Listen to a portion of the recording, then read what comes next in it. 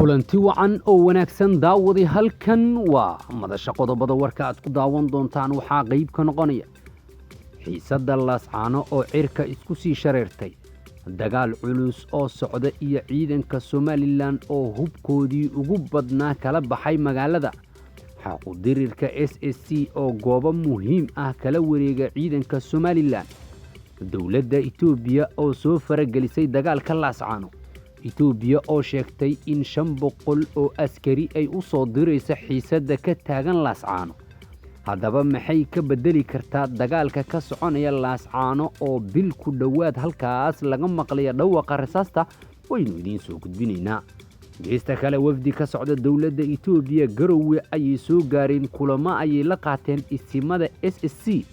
madaxweyne xigeenka Puntland Crash ayaa si gaar ah u soo dhaweeyay haddaba maxay Somaliland ka tiri arintaas waynu idiin soo gudbin doonaa oo waa warbixin kale oo gaar ah oo warkayaga aynu ku falanqayn doonaa haddii Rabbi uu ka raali noqdo iyo wararkii ugu dambeeyay ee guud ahaan ku gadaaman dagaalka ka soconaya laascaano oo mar kale dib u qarxay iyo xiisadda oo ka sii dartay ayaan daawadayaal idiin soo gudbin doonaa qodobadaas iyo qodobada kale ee nagu soo kordhaynta warkayaga aynu ku guda jirno ayaan si wada jir ah u daawan doonaa aan ku xasuusiyo haddii aad nagu cusub tahay inaad subscribe noo saarta gambaleelka aad furato si mar weliba aad u hesho wararka warbixinada xogaha iyo barnaamijyaadka halkan aan idinkugu soo gudbino muuqaalkeena oo laag aad saarto wuxuu naga caawin doonaa saaxiibo fara badan in uu gaaro ugu horeyn warkayaga aynu ku bilowne dagaalka culus ee ka soconaya laascaano waxa uu ku dhow yahay muddo bil ah xiisaddu wali waxa ay tahay mid culus oo aan xal loo helin xalka kaliya ee laascaano waxa uu noqday in dhawaqa rasaasta shacabku ay maqlaan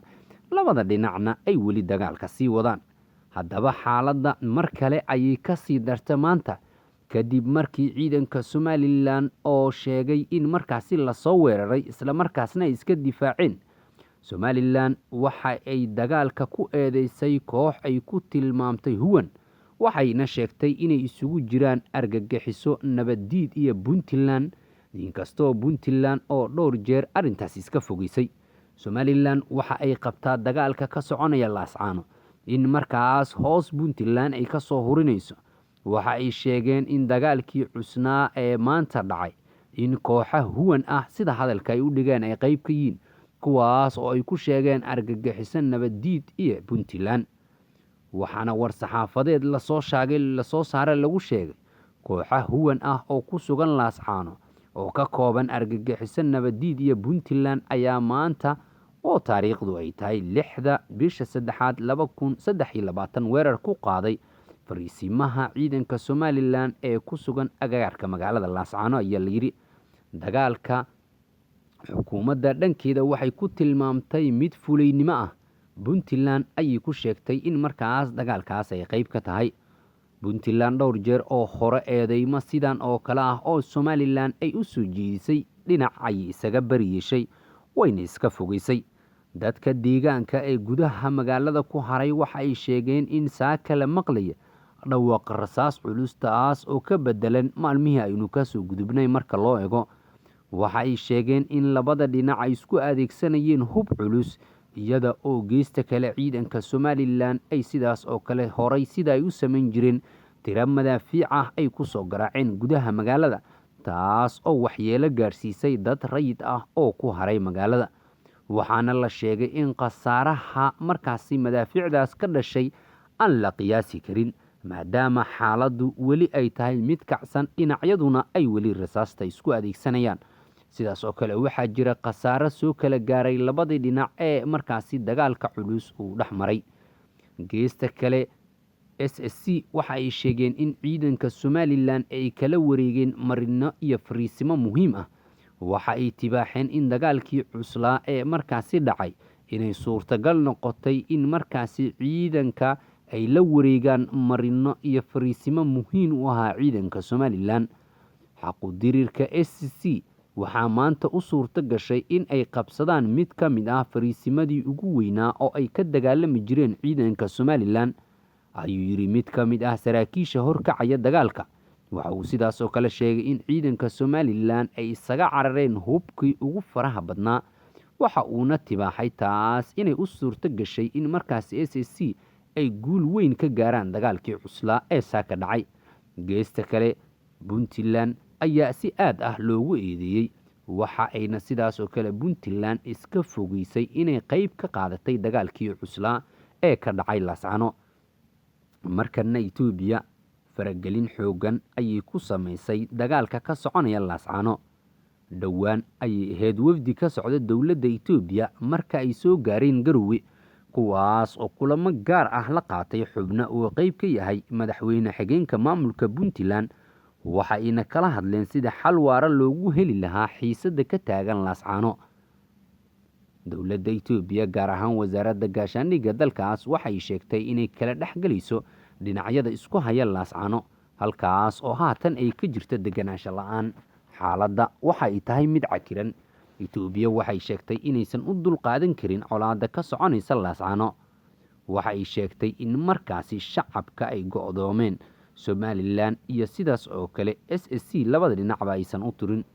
war ka soo baxay Itoobiya waxa uu muuqdaa in markaasi howlgalkeeda ay ku ballaarinayso, isla markaasna ciidamo ay u dirayso Somaliland. Itoobiya waxaa la sheegay inay qorsheynayso ku dhowaad 500 oo askari oo wata gawaarida gaashaaman in loo dirayo Laascaano si loo kala dhexgalo dhinacyadu dirirta ay halkaasi ku dhex martay. lama oga go'aankan dhinacyada sida ay markaasi u soo dhaweyn doonaan marka loo eego xaaladda cakiran ee Laascaano ka taagan.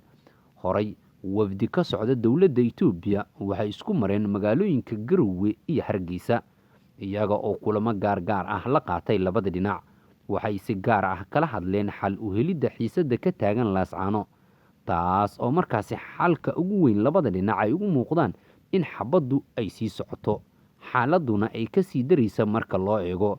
dowladda Itoobiya xilligani waxa ay qabtaa go'aan ka duwan ka, waxa ay xustay in dadkii rayidka ahaa ee gudaha magaalada markaasi dhibaato aad u fara badan ay soo gaartay. dagaalada ka soconaya Laascaano waxaa si gaar ah sidaas oo kale kaga hadlay xubnaha mucaaradka ah, iyaga oo xukuumadda Biixi ku taageeray in xiisada socoto ay weli markaasi ku garab siinayaan. horay musharax Ciro ayaa kaga hadlay xiisada, waxayna u muuqatay hadalkiisa in markaasi uu ku taageerayo xukuumadda Biixi. Faysal Cali Waraabe ayaa sidaas oo kale qayb ka ahaa dadka markaasi ka hadlay xiisada Laascaano. gudoomiyaha xisbiga u cid Faysal Cali Waraabe, madaxweynihii hore ee Soomaaliya Maxamed Cabdullaahi Farmaajo wuxuu ku eedeeyay inuu ka dambeeyo colaadda Laascaano. Faysal waxa uu markaasi ku andacoonayaa in madaxweyne Farmaajo uu dhigay qorshe la doonayo in Somaliland lagu burburiyo 5tii sano ee uu talada hayay. qorshahani waa qorshe la doonayo in Somaliland lagaga saaro qariirada. qorshahan waxaa ka shaqeeyay ina Farmaajo 5tii sano ee uu markaasi xamar ku amartaagleynayay. qorshahani wuxuu leeyahay guddi sare oo isir ku salayn ah ayuu yiri 21 ah. waxa uu sidaas oo kale xusay Faysal Cali Waraabe in xaaladda marka loo eego xiisada ka taagan Laascaano oo uu tilmaamay inuu ka dambeeyo madaxweynihii hore ee Soomaaliya Maxamed Cabdullaahi Farmaajo sida uu hadalka u dhigay. waxa uu sheegay in guddigan ay ku jiraan madax hore oo soo martay dalka Soomaaliya sida Cumar Cabdirashiid Cabdiweli Gaas Farmaajo iyo weliba sidaas oo kale siyaasiga reer Kenya Faarax Macalin sida uu hadalka u dhigay. waxa uu kale Faysal ku andacoonayaa in ciidanka dowladda Soomaaliya ay ku soo tababartay dalka Eritrea loogu talagalay in Somaliland lagu waxyeeleeyo, wuxuuna ku baaqay in la garab istaago ciidamada Somaliland isaga oo sheegay in iyagu ay guuleysan doonaan. Faysal dhinaca kale xukuumadda madaxweyne Biixi ayuu ku eedeeyay inay ka dambeysay oo ay sabab u ahayd colaadda Laascaano, isaga oo ku andacooday in madaxweynuhu uu kursigiisa kala weeyahay xiisada markaasi ka taagan Laascaano iyo xaaladda halkaasi ka jirto.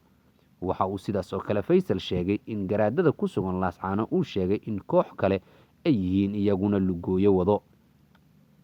Faysal Cali Waraabe waxa uu qabaa qorshahani in markaasi ay ka dambeeyaan xubno uu qayb ka yahay madaxweynihii hore ee Soomaaliya.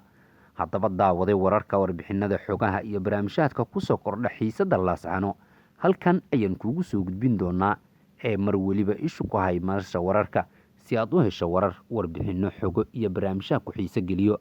waad ku mahadsan tahay la socodka iyo la jaanqaadka warkayaga.